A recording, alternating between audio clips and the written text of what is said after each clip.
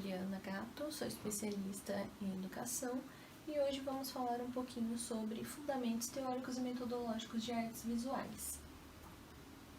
Para iniciar, uma frase da nossa famosa Mamãe Barbosa dentro da disciplina de artes, que diz que a linguagem visual nos domina no mundo lá fora e não há nenhuma preocupação dentro da escola em preparar o aluno para ler essas imagens. O público quer conhecer, falta educação para a arte, né? Então, o que a gente pode iniciar falando sobre essa disciplina de fundamentos teóricos e metodológicos de arte, né?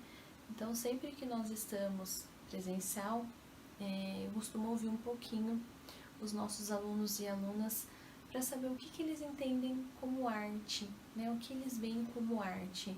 Então, dentro assim, muitas turmas assim, que eu já dei essa disciplina, surgem muita coisa, né, relacionada à arte, mas surgem também algumas coisas que tem dúvida, por exemplo, o grafite é uma arte,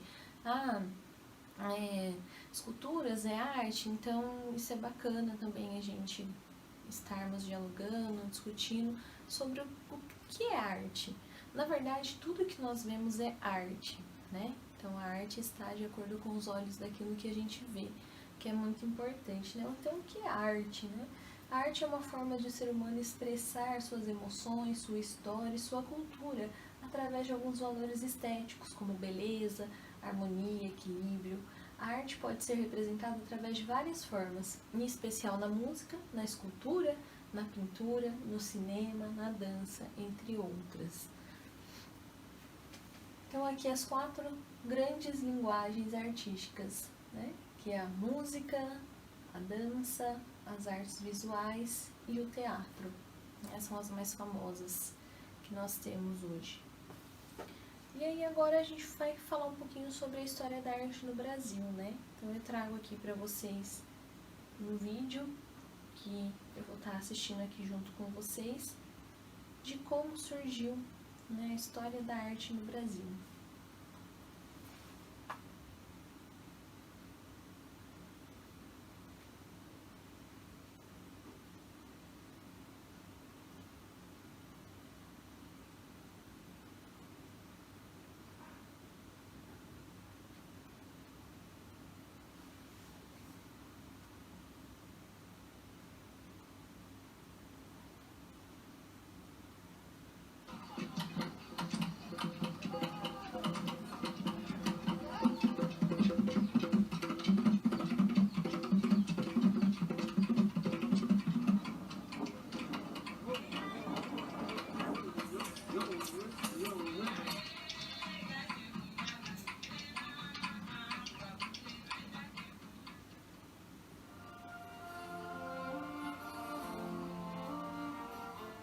Pode-se dizer que o ensino de arte no Brasil começa com os jesuítas, particularmente os jesuítas.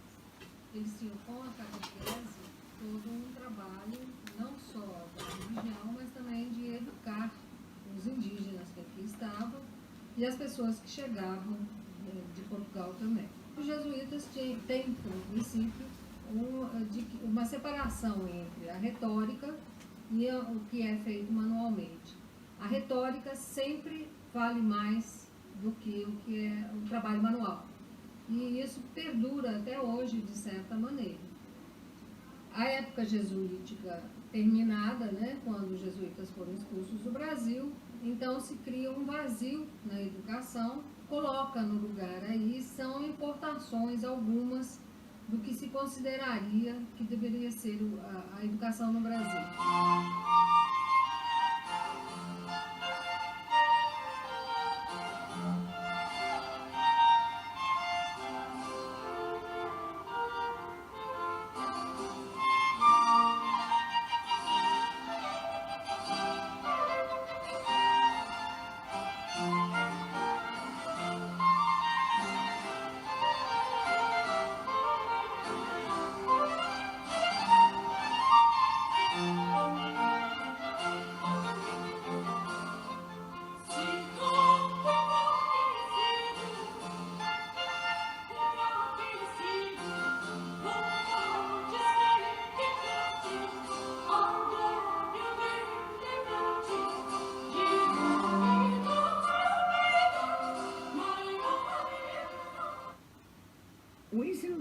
arte no Brasil, oficialmente, começa em 1826, quando é criada a Escola Imperial de Belas Artes, né? Academia Imperial de Belas Artes. Né?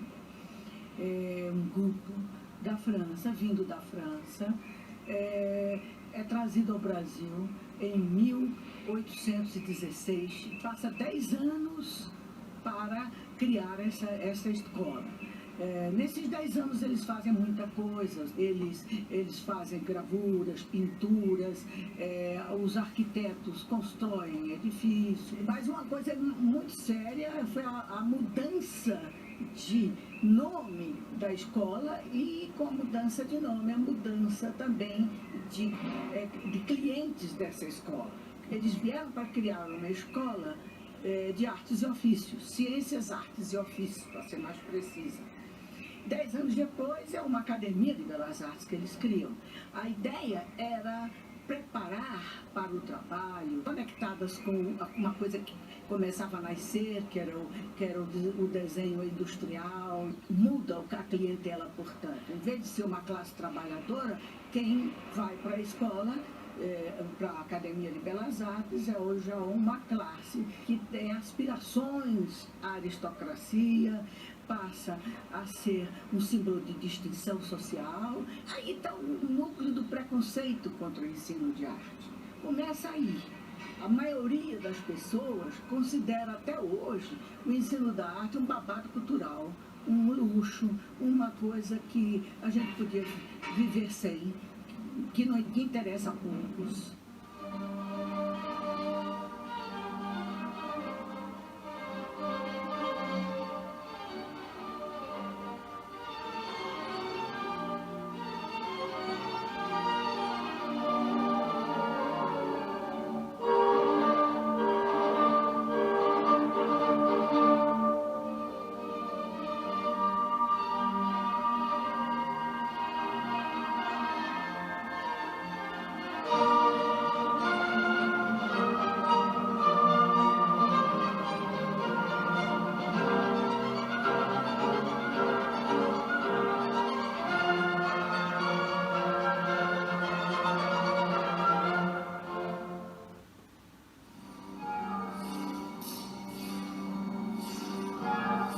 Quando se começa a discutir realmente o ensino da arte, que começou como ensino de desenho, não falava-se na época e não se falava na época em ensino da arte, mas ensino do desenho, e desenho nas diferentes categorias: desenho gráfico, desenho artístico, desenho industrial, desenho decorativo, havia todas essas nomenclaturas.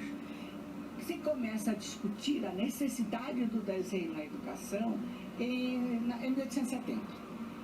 Por quê? Porque nesta época tem a primeira industrialização brasileira, que principalmente a indústria do ferro batido, a indústria da construção civil, há um incremento enorme nessas áreas. Rui Barbosa, a voz mais altamente clamante por um ensino de desenho na escola. A primeira tentativa de se fazer uma lei orgânica para o ensino primário e secundário ocorre ao redor de 1880. Exatamente o que aconteceu na Lei de Diretrizes e Bases de 96. Não sei se vocês se lembram. Mas a Câmara dos Deputados preparou uma lei, tendo consultado todas as bases, sindicatos, etc., foi mandada para o Senado. Não tínhamos mais imperador, então não precisava ir para o imperador, foi direto para o Senado. O presidente do Senado indicou um senador, que foi Darcy Ribeiro, para relatar. O Darcy deixou de lado o projeto que a Câmara mandou e fez o projeto dele, que inclusive não incluía a arte. Foi uma luta enorme dos arte-educadores, a continuidade da obrigatoriedade do ensino da arte. É uma luta que realmente pertence aos arte-educadores. O Brasil inteiro se mobilizou para exigir a permanência da obrigatoriedade do ensino da arte, que felizmente conseguimos. Mas naquela época foi a mesma coisa. Rui Barbosa largou o projeto que a Câmara mandou e fez o projeto dele. Até hoje é o projeto no qual o ensino do desenho aparece com a maior relevância.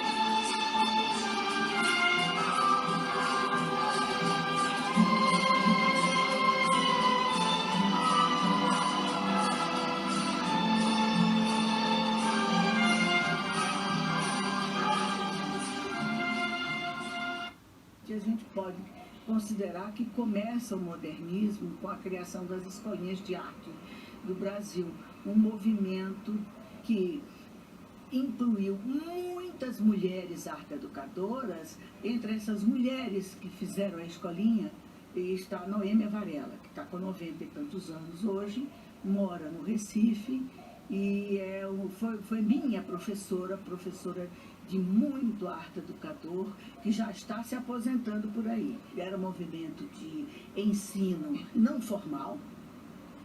As escolinhas, tem esse nome escolinha, que como algumas pessoas me perguntam, mas por que escolinha é depreciativo? Não, não era depreciativo esse nome. Esse nome era usado carinhosamente, né? A escola para os pequenos, escolinha. Então a escolinha é a primeira instituição realmente de ensino moderno, porque a Escola de Belas Artes só vai se transformar depois.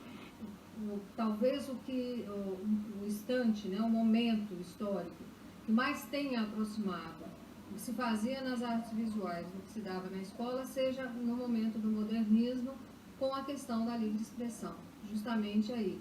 Só que enquanto os artistas modernistas, na verdade, estudavam, né, para chegar nessa fase, na escola era fazer o que quisesse. Que era o modernismo, principalmente? O modernismo era o expressionismo. Vocês olhem bem para a arte expressionista, que vocês vão entender o que é que o educador queria em matéria de arte e desenho de suas crianças, na época. Queriam a expressão da interioridade do ser humano. Nenhuma preocupação com realismo, nenhuma preocupação com reprodução real do mundo ao seu redor. Havia um medo muito grande da cópia, se tentava evitar a imagem da arte na sala de aula para que as crianças não se contaminassem, não tentassem copiar. Então a ideia era que a arte vem de dentro.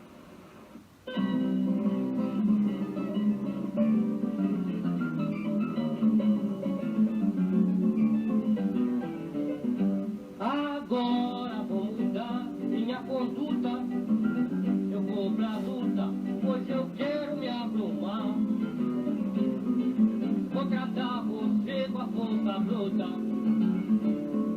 pra poder me reabilitar, pois esta vida não tá sopa. E eu pergunto com que roupa eu vou pro samba que você me convidou. Com que roupa eu vou pro samba que você me convidou.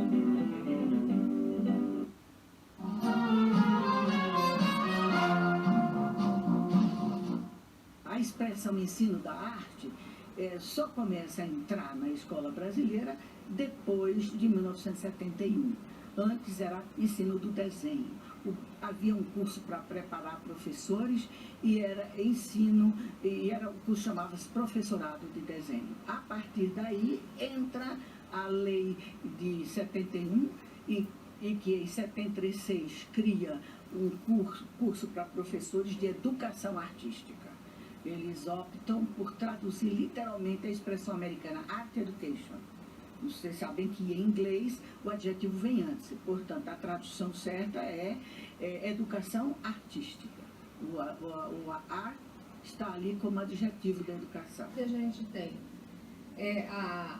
um viés da arte como design, né, do que a gente chamaria hoje de design, a arte como utilidade da vida doméstica, só que o dia a dia da arte vai cair nas escolas como presentinhos para fazer para Dia dos Pais, Dia das Mães, bandeirinha de festa junina e outras coisas que não são, na verdade, o ensino de arte. Vai se passar, então, por um período de livre expressão, em que o que se dá na escola, quando se dá, né, são as tais técnicas, um dia giz de cera, outro dia nanquim, outro dia vela, etc. E supondo-se que se o aluno sabe usar esses materiais, ele vai saber se expressar artisticamente. E essa época é a época em que a gente tem a Lei de Diretrizes de Base de 1971, a 5692, que cria uma educação extremamente tecnicista. Então, está dentro desses parâmetros. Ao lado dessa criação tecnicista, que inclui, inclusive, desenho geométrico, né, como atividade em educação artística, se tem também a questão da livre expressão, influenciado pela psicologia principalmente, que é que a criança pode fazer o que ela quiser e que tudo que ela fizer é bom por si só.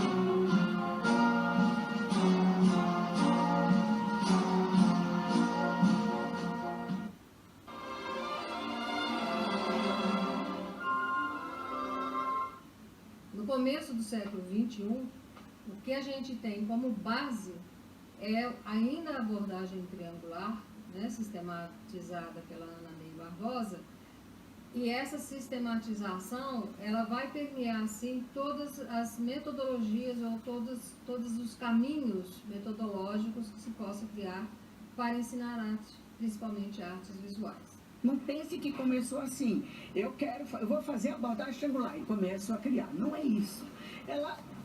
A abordagem triangular foi começando por essa insatisfação de se ver a dificuldade que tinha uma pessoa, embora tivesse feito arte durante toda a escola primária, secundária, chegava na idade adulta, não conseguia entrar no museu porque achava que não ia entender nada que estava lá dentro. Essa dificuldade de se entender, de se usufruir da arte. Essa é a chamada abordagem triangular, que não é nada mais, nada menos do que fazer arte, ver arte e contextualizar o que você vê e o que você faz. Não tem uma ação que seja deflagradora do começo. Você pode começar por qualquer lugar, você pode começar pelo contexto. Examinemos esse contexto. Desse contexto levar a fazer e do fazer levar a ver. Não tem hierarquia aí, né? Isso é importantíssimo, não ter hierarquia.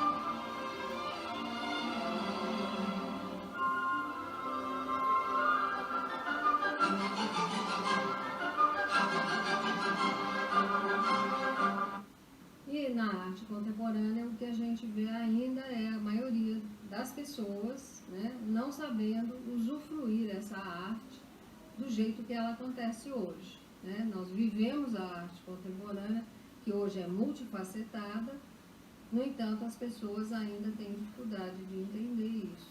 Parte pela formação dos professores, mas grande, não só dos professores, né, dos pais também, das pessoas de maneira geral, e grande parte por não se ter ainda uma efervescência cultural importante na vida das pessoas, né? Se deixar só por conta da escola fazer isso, vai demorar um pouco mais, embora seja sim o papel da escola dar a entender, dar a conhecer, né, a arte contemporânea. Acho muito importante que continuem a trabalhar com arte, porque a arte é a atividade da mais alta qualidade do ser humano. A arte em múltiplos significados. Pode ter um significado para mim, outro para você, outro para o seu professor, outro para o seu aluno. A arte dinamiza a mente e o corpo do homem e o faz extrapolar do cotidiano às novas realidades. Não sei se expressei a minha alegria de descobrir que a arte era fundamental à vida. E sendo fundamental à vida, estava naturalmente, de modo muito espontâneo, inerente ao processo da educação. A bola está com vocês.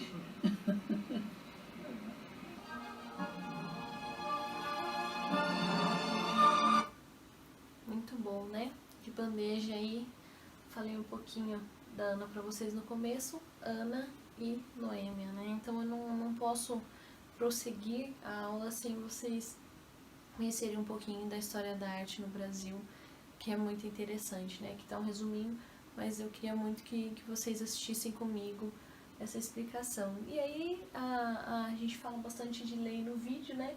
Então aqui a lei 13.278/2016, que inclui as artes visuais, a dança, a música e o teatro nos currículos dos diversos níveis da educação básica. Então, a nova lei altera a Lei de Diretrizes e Bases da Educação Nacional, a LDB, que elas citam no vídeo, que é a Lei 9.394/1996, estabelecendo um prazo de 5 anos para que os sistemas de ensino promovam a formação de professores para implantar esses componentes curriculares no ensino infantil, fundamental e médio. A lei tem origem no substitutivo da Câmara dos Deputados, SCD, né? 14/2015, é o projeto de lei do Senado, PLS 337/2016, então aprovado no início de abril de 2016 pelo plenário do Senado. Então, quer dizer, a arte, assim, né, como a educação infantil, só começa a se tornar uma coisa obrigatória a partir de quando é sancionada a lei. Então, aí, um olhar para que tivessem a arte dentro do currículo, a sua importância, né? Puxando um pouquinho, assim como precisamos provar que a educação infantil é importante para o desenvolvimento da criança, precisamos provar que a arte também é importante para o desenvolvimento da criança, né? Então, aqui o ensino da arte se consolida nas escolas sobre o tripé: apreciação, produção e reflexão. Então, durante muitos anos, o ensino de arte se resumiu a tarefas pouco criativas e marcadamente repetitivas. Desvalorizadas na grade curricular, as aulas dificilmente tinham continuidade ao longo do ano letivo, né? Então, era assim, faltou o professor de matemática, a professora de arte substitui. Faltou o professor de português, a professora de arte substitui, né? Vamos fazer o desenho Dia dos Pais, faz na aula de arte. Vamos pintar o guardanapo, faz na aula de arte. Então, como se fosse uma aula, né? Que a gente pudesse fazer tudo que a gente não podia fazer nas aulas importantes, né? Ditas importantes. Então, nas últimas 2 décadas, a situação vem mudando nas escolas brasileiras. Então, hoje a tendência aqui guiária é a chamada socio-interacionista, que prega a mistura de produção, reflexão e apreciação de obras artísticas. Então, como defendem os próprios PCNs, é papel da escola ensinar a produção histórica e social da arte, e, ao mesmo tempo, garantir ao aluno a liberdade de imaginar e edificar propostas artísticas, pessoais ou grupais, com base em intenções próprias. Então, aqui, os parâmetros curriculares nacionais, os PCN, são referências para os ensinos fundamental e médio de todo o país. Já sabemos, mas é sempre bom colocar, né? O objetivo do PCN é garantir a todas as crianças e jovens brasileiros, mesmo em locais com condições socioeconômicas desfavoráveis, o direito de usufruir do conjunto de conhecimentos reconhecidos como necessários para o exercício da cidadania. Metodologia tradicional, o que a gente tem, né? Que supervaloriza os exercícios mecânicos e as cópias por acreditar que a repetição é capaz de garantir o que os alunos fixam modelos, né? Então, para quem já tem um pouquinho mais assim, vai lembrar do cheirinho do stencil, né? Que rodava o desenho, a gente colocava folhinha, passava em cima, né? Fazia cópia.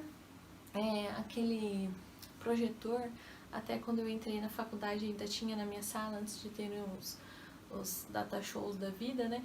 Põe, né, a folha transparente e aí ele faz na parede, aí a gente colocava folha grandona e em cima, né, a tal da reprodução. E aqui, o movimento da escola nova, que seria ideias modernizadoras, começaram a influenciar as aulas de arte. Na época, a proposta era romper totalmente com o jeito anterior de trabalhar. Eu sempre conto uma história que a professora pegou e pediu para que as crianças fizessem uma paisagem que tinha que conter rio, árvore, uma casa, né, esses desenhos que a gente pede para a criança fazer, né? Então, pediu para a criança fazer e aí o menino pegou e fez um rio verde, né? E a professora ficou muito brava e disse assim, não, o rio é azul, a água é azul, o rio não é verde. E o menino ficou super triste e falou, mas professora, eu conheço um rio verde. E aí foi para casa. E aí, depois, certa vez, na reunião de pais, a professora conheceu a mãe, né, da criança. E aí, na hora de mostrar o desenho, né, os desenhos e tal, aí a professora falou, nossa, eu só falei pra ele, fiquei preocupada porque ele fez o rio verde, eu disse que a água era azul, né, e ele insistiu em fazer o rio verde. E aí a professora explicou, né, a mãe explicou pra professora que perto eles moravam, né, num lugar de saneamento aberto, né, uma favela, e quando eles passavam para ir para a escola, ele via o rio verde, né, ele não tinha essa imagem do rio azul, da água clara, ele viu o rio verde, né, então para ele, né, a cabecinha dele o rio era verde, assim como eu já vi árvore roxa ou vermelha, né, então precisamos respeitar também, né. Então, o que ensinar em arte? Eu tenho aqui um pouquinho um vídeo da nova escola para vocês, um vídeo curtinho, mas muito rico de conhecimento.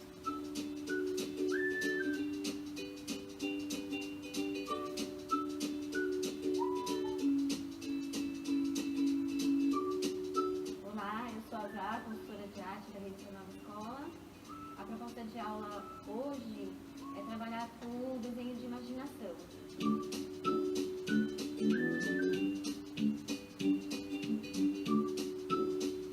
Para essa sequência didática, eu pensei na articulação de atividades que pudessem trazer os 3 eixos de aprendizagem significativa, que são a produção, a contextualização ou reflexão e a apreciação. Então, pessoal, hoje a gente vai fazer algumas atividades.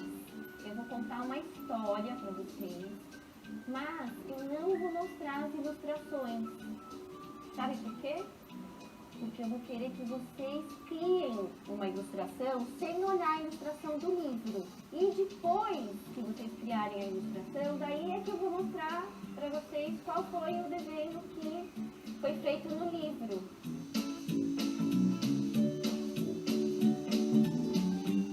Olha só, eu vou contar aqui uma história que se chama O Grúfalo. Eu trouxe o livro bem escondidinho aqui, tá, pessoal? Que não pode olhar.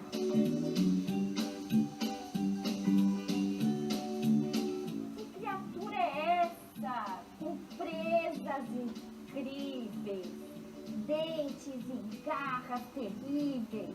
Ouço um barulho aí na frente. Agora, cada um vai aqui criar a cabeça e o corpo dele aqui embaixo, tá bom?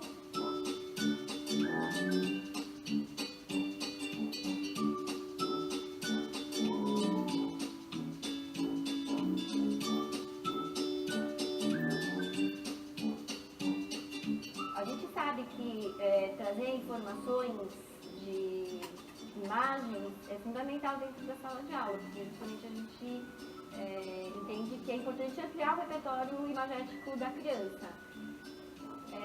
O problema é que se a gente sempre segue uma única linha de pensamento, de partir da apreciação, depois da produção, a criança ela fica muito presa a um tipo de representação que é aquela que a gente mostra.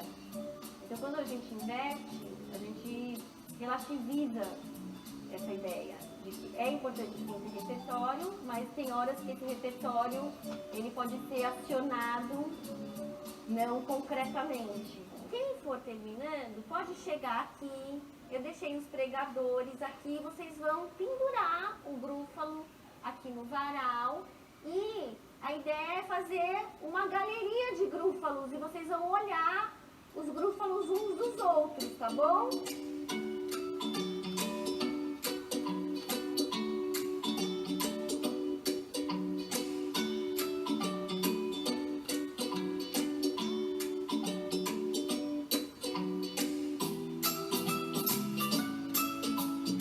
Essa primeira proposta, ela se encerra nesse momento em que eles podem olhar o grúfalo criado pelo ilustrador de livro e relacionar com os grúfalos criados por ele. Agora, eu vou mostrar para vocês o grúfalo do livro.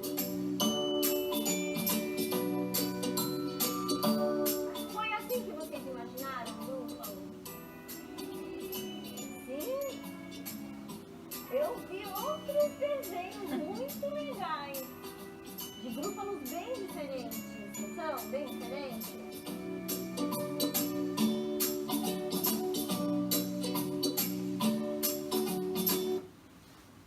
Então é uma atividade muito bacana, né, que pode ser realizada não só com grúfalo, mas semanalmente, com uma história diferente, né?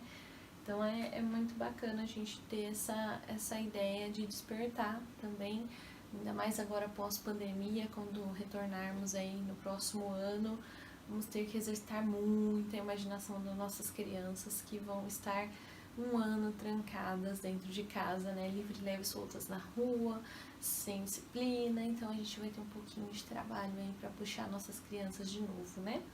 Então a etapa da produção é a oportunidade de o aluno testar, conhecer e escolher diferentes cores, formatos, gestos, movimentos corporais e sons. É o momento de mostrar suas escolhas, mudar de ideia e decidir novamente. O estudante deve ter a chance de experimentar com diferentes formas e procedimentos para desenvolver um percurso próprio, diz Rosa Lembe. O caminho é favorecer a criação com propostas instigantes. Assim, a produção dialoga com diferentes referências e alimenta a poética pessoal. Exatamente. E aí aqui eu coloco para vocês como é trabalhado o ensino de arte hoje nas escolas. Como é trabalhado, né? Como a gente lida mesmo depois, após a lei ser sancionada, Melhorou né? bastante nos últimos 20 anos. Primeiro, porque saiu deixou de ser uma mera atividade, a arte na escola, e tornou-se uma área de conhecimento. Por que era considerado só atividade? Era dar lápis, papel, a criança pinta e tal, para ela pintar e desenhar. É muito bom isso, não estou dizendo que não é não. É maravilhoso que a criança tem autonomia de desenhar o que quer, de pintar o que quer, de fazer o que ela quer, de brincar como ela queira também. Brincar é outra atividade importantíssima. Mas, além disso, se acrescentou à escola o ver arte. Esse acrescentamento foi fundamental, porque a criança passa a ver a imagem, não só da arte, mas a imagem da publicidade, ser capaz de ler criticamente essa imagem. Então, o repertório dela de imagem se enriquece. Né? Se na linguagem verbal é importante conhecer várias palavras para enriquecer seu vocabulário, também é muito importante ver criticamente imagens para você enriquecer a iconografia do olhar. Eu acho que está bem melhor, mas ainda é preciso que a arte seja mais reconhecida, a importância da arte para desenvolvimento da percepção, para desenvolvimento da criatividade, para desenvolvimento da inteligência seja reconhecida. Porque a arte é importante até para o desenvolvimento das funções mentais que são medidas pelo teste QI. O teste QI é um teste de inteligência racional. Então a arte também desenvolve essa área racional. E várias pesquisas provam isso. Há um pesquisador, James Catterall, que ele é especialista nisso, em mostrar e provar, através das pesquisas, inclusive de outras pessoas e não dele, que a arte desenvolve a capacidade de você aprender outras áreas. Desenvolve a sua inteligência, você vai aprender melhor as outras áreas. A matemática, o inglês, o americano, a história, a geografia. Percebe que ela já está até mais animada, né? Nesse segundo vídeo. Então aqui, por que, para que e como trabalhar, na verdade, arte, né? Na educação infantil. Então, a arte na educação infantil, no que se refere à metodologia do ensino da arte para a educação infantil, sabemos que atualmente já foram produzidas propostas estruturadas por meio de eixos de aprendizagem, com a finalidade de desenvolver a sensibilização, reflexão e expressão do aluno, enquanto orientação pedagógica que ensina a criança a brincar, ressaltando sua cultura.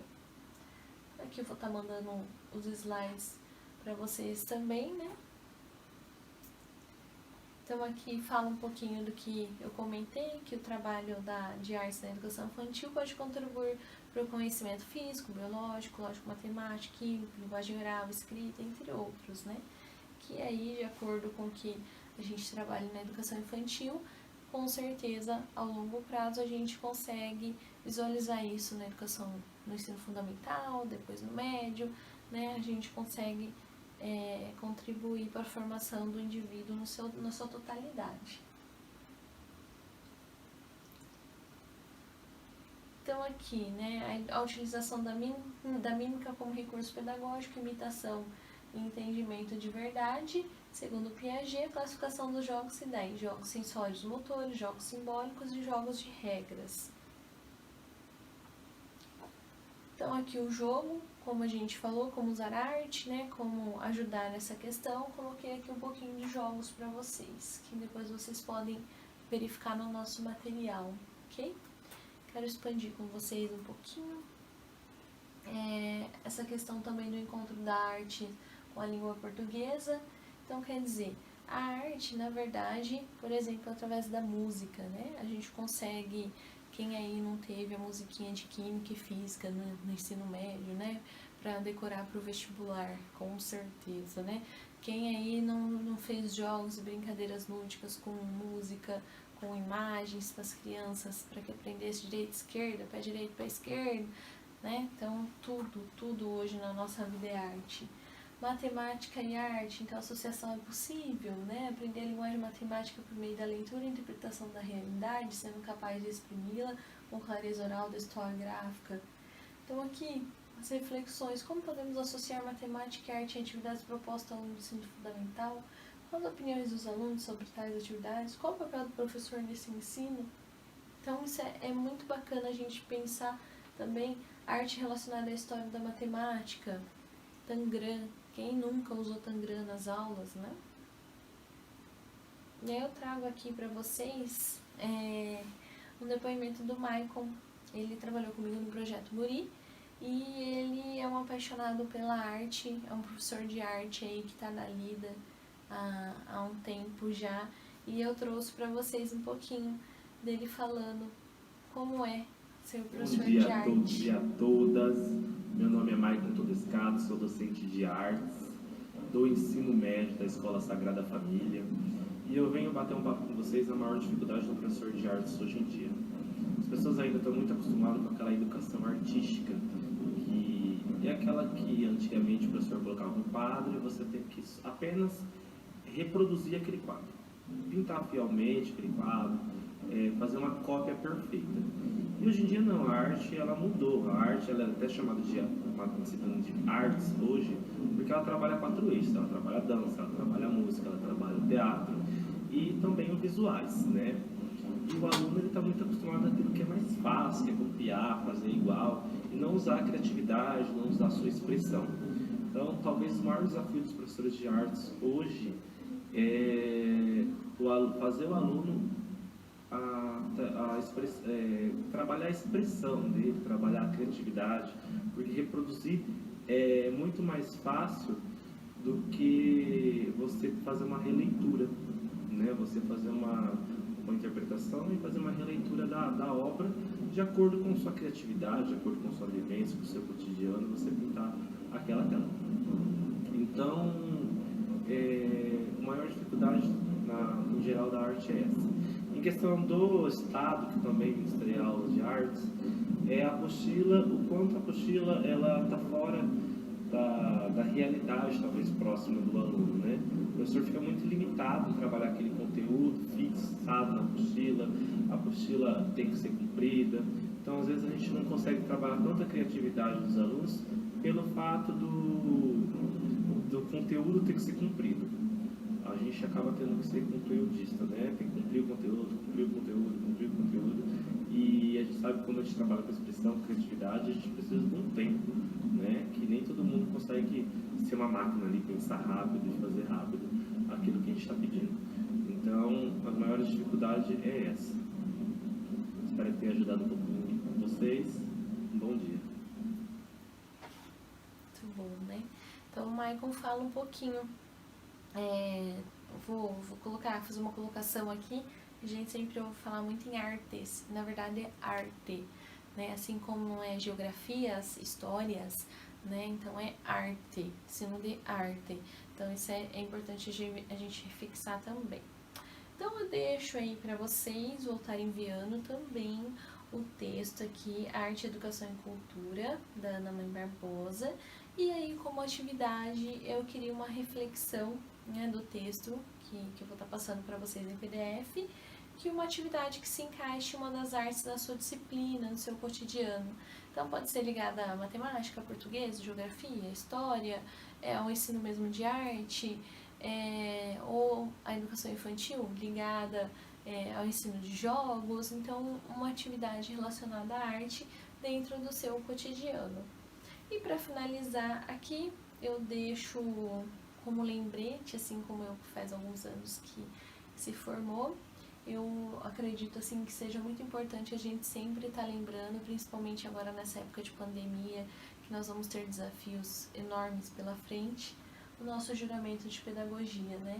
Então, pra gente lembrar um pouquinho tudo aquilo, porque a educação tem que ser feita com amor, tem que ter aquela formiguinha que toca o coração para que a gente consiga prosseguir. Então, prometo no exercício de minha profissão enfrentar os desafios que a educação me propõe, dentro e fora da escola, com criatividade, perseverança e competência, buscando novos caminhos para o processo educacional.